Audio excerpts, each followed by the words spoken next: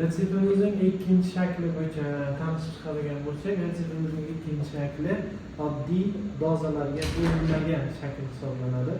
Bu shaklda ya'ni oddiy bo'lish uchun bitta dori shaklidan iborat bo'lishi kerak.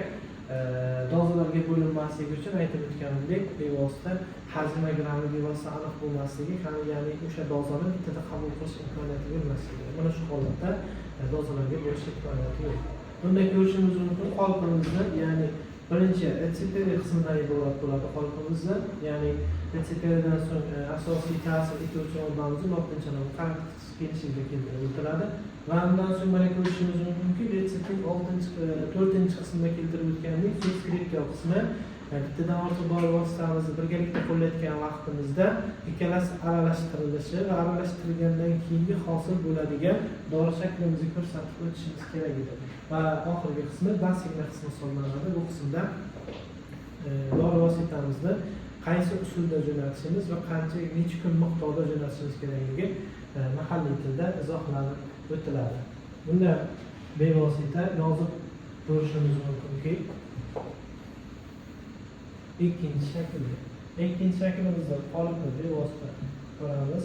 Retseptli va nisifiat, ya'ni bittadan ortiq bo'lgani uchun albatta ikkita dori vositamiz aralashtiriladi. Ondan so'ng keyingi qismimiz dasigna qismi hisoblanadi. Bunda qaysi usulda qayerga jo'natishimiz kerakligini ko'rsatuvchi qism hisoblanadi. Mana shu retseptimizning ikkinchi shakli hisoblanadi.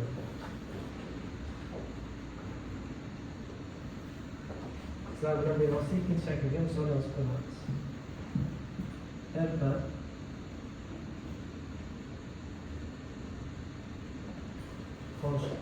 tetrasiklin parasholin, ya'ni kukunni oladigan bo'lsak, kukun dori shaklimizda qisqartmada demak pul holatda, ya'ni pulles qisqartmada pul holatda keladi. Qisqartmasini qo'yamiz.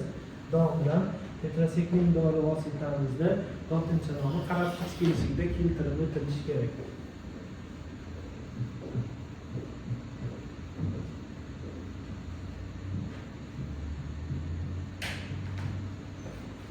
Tetrasiklin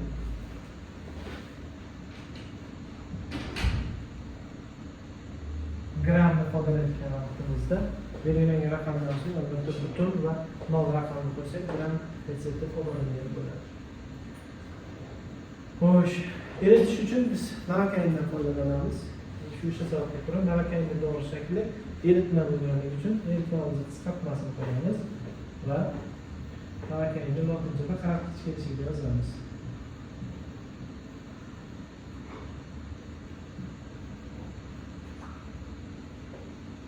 Navakainni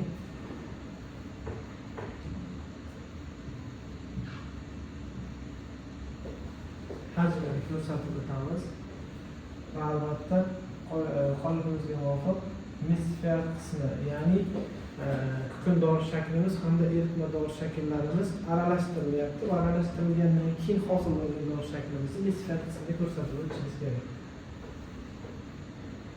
Ya'ni kukun dori shaklimiz navakainda eritilyapti, suyuq eritmada hosil bo'lgan dori shaklimiz albatta eritma dori shakli bo'ladi. O'sha sababga ko'ra dori shaklimizda hosil bo'lgan dori shaklimizni yozib o'tamiz.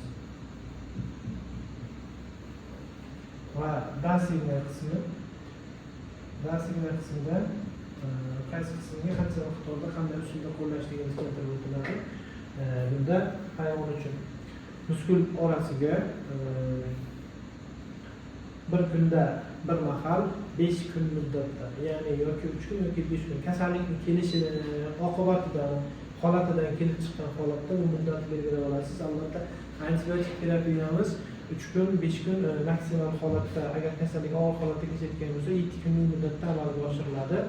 7 kundan keyin to'xtatishingiz kerak, chunki antibiotiklarning ikkilamchi ta'siri bevosita ichaklarning foydali xususiyatga ega bo'lgan mikroflorani yo'q qilish xususiyati, kumulyativ xususiyatini hisobga olgan holatda orada ikkinchi davolash kursini nima qilishdan oldin, belgilashdan oldin orada bir haftalik tanaffus qilib olishingiz kerak.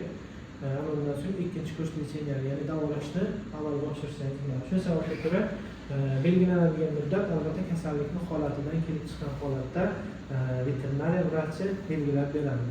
Ya'ni muskul orasiga bir kunda bir marotaba 3 kun muddatda qabul qilish uchun deb yozib qo'ysak, dasturlar qismi albatta to'g'ri bo'ladi. Yana bir narsani izohlab o'tishimiz kerak.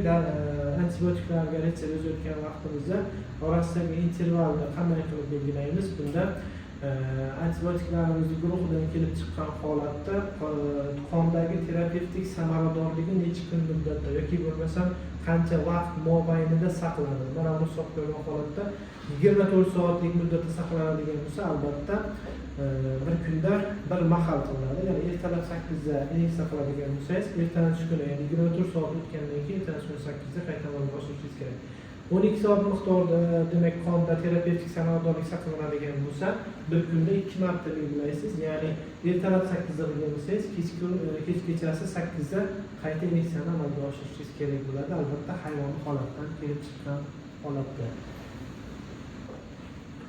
Retseptimizning 3-chi shakli oddiy dozalarga bo'lingan. Ya'ni retseptimiz oddiy bitta dori shaklidan iborat va dozaga bo'lingan. Buni qanday ifodalaymiz? Buning uchun aytib o'tganimdek, ko'pchilik holatda qattiq dori shakllarimiz tabletka ko'rinishda, ya'ni miqdori va dozasi aniq bo'lgan va bir martada qabul qilish imkoniyatiga ega bo'lgan tabletka dori shakllar, qattiq dori shakllarimiz, eritma holatdagi dori shakllarimiz bo'ladigan bo'lsa, foizi hamda hajmi aniq bo'lgan va bir marotabada qabul qilish imkoniyati bo'lgan dori shaklallarimizdan bevosita 3-chi shaklga yozsak bo'ladi. Bu qismni, qolip qismini ko'radigan bo'lsak, retseptariya qismidan iborat bo'ladi va bunda yana bir xususiyat qo'shiladi. Bacteritalis dozis nomeri, ya'ni shuncha miqdorda shuncha dozada berilsin degan termin va signa qismi. Ya'ni bunda nima uchun pastda da signa va signa qismi yozilyapti? Yuqorida Bacteritalis dozis nomeridagi D pastdagi signa uchun ham albatta tegishli bo'ladi. Shu sababga ko'ra retsept yozib ko'ramiz bunda ham. Ya'ni retseptda streptotsid tabletkasi uchun yozilyapti 0.5 mg. Bacteritalis dozis nomeriga 6 qo'yilgan. Bu nima degani? Bu 0.5 mg lik streptotsid tabletkasidan 6 dona ishlatilsin degan ma'no kelib chiqyapti. Signatura qismida bitta tabletkadan bir kunda 2 mahal 6 ta yozilgan bo'lsa, ya'ni bu 3 kun muddatda qabul qilish uchun mo'ljallangan retsept hisoblanadi. Ya'ni bir kunda 2 mahal qabul qiladigan bo'lsa, 0.5 mg saqlangan tablet streptotsid tabletkamizdan 3 kun muddatda bir kunda 2 mahal qabul qilish kerakligini tushuntiruvchi retsept hisoblanadi. Retseptimizning 4-chi shakli, ya'ni murakkab dozalarga bo'lingan retsept. Retseptimiz ham murakkab, ham dozalarga bo'lingan. Ya'ni qolipimiz erta, ya'ni ketozetiya qismi, dori shaklimiz ko'rsatib o'tiladi. Davomdan dori vositamizning 6-chi qaratqich kelishigida gramm foizlar ko'rsatilgan holatda.